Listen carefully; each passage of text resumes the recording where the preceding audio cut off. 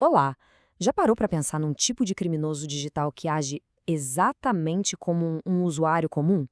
Pois é, hoje a gente vai conhecer o DebLLM, uma espécie de detetive de inteligência artificial projetado para encontrar justamente essas ameaças que se escondem bem debaixo do nosso nariz, nas nossas APIs. E esse é o grande desafio. Os cibercriminosos mais avançados, eles não chegam arrombando a porta da frente, sabe?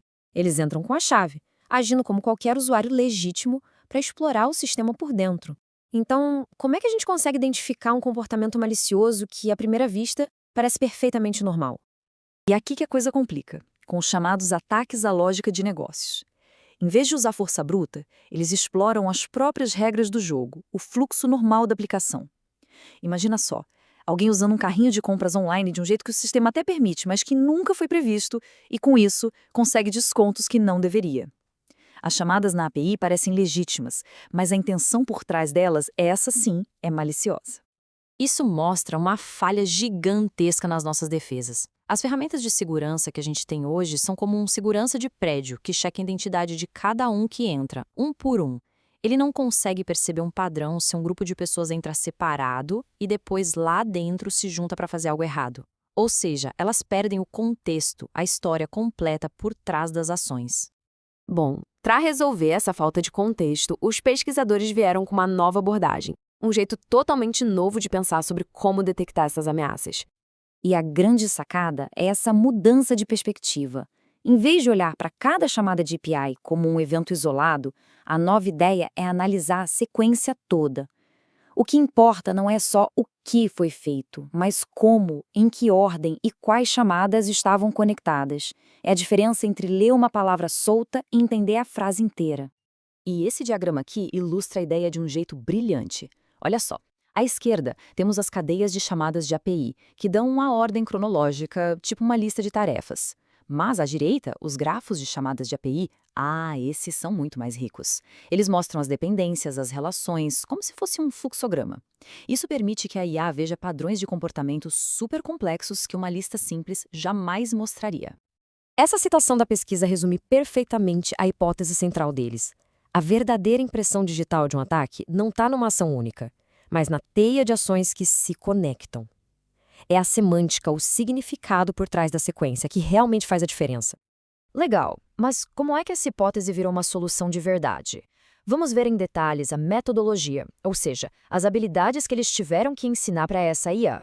A investigação deles passou por 3 passos bem inovadores. Primeiro, eles precisavam de um jeito de representar esses comportamentos complexos das APIs numa língua que o modelo de IA conseguisse processar.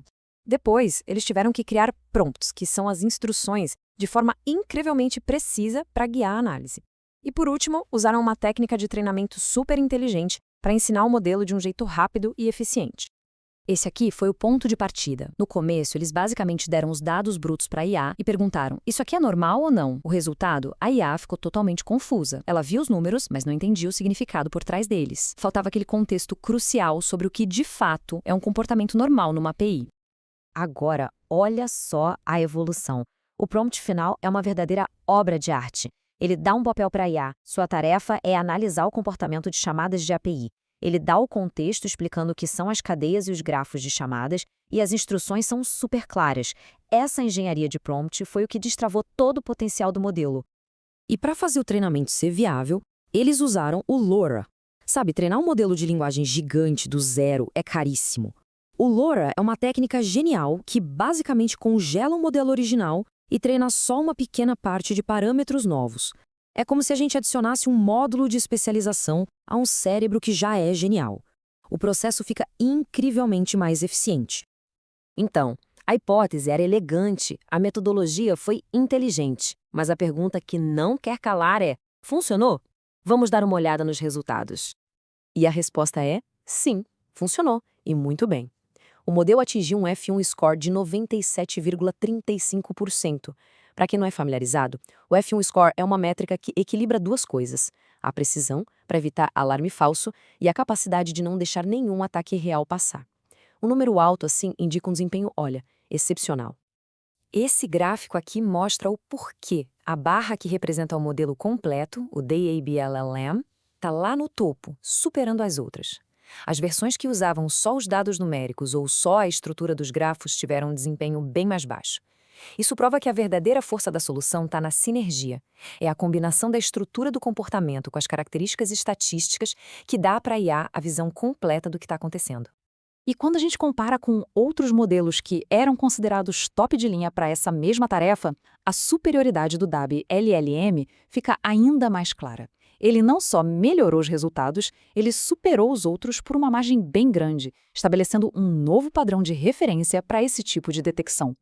Tá, mas e daí? Qual o impacto disso tudo? Bom, essa pesquisa nos dá uma ferramenta nova e poderosa contra ataques que antes eram praticamente invisíveis.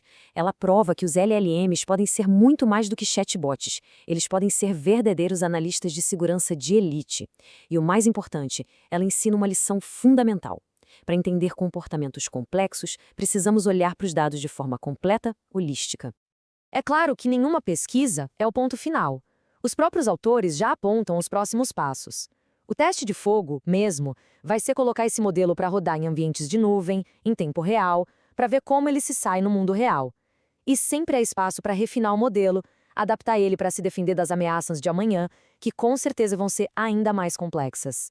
Isso nos deixa com uma pergunta para o futuro. A gente está entrando numa era onde os ataques vão ser criados por inteligência artificial.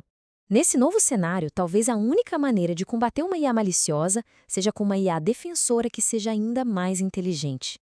E essa pesquisa pode ser um dos primeiros e mais importantes passos nessa direção.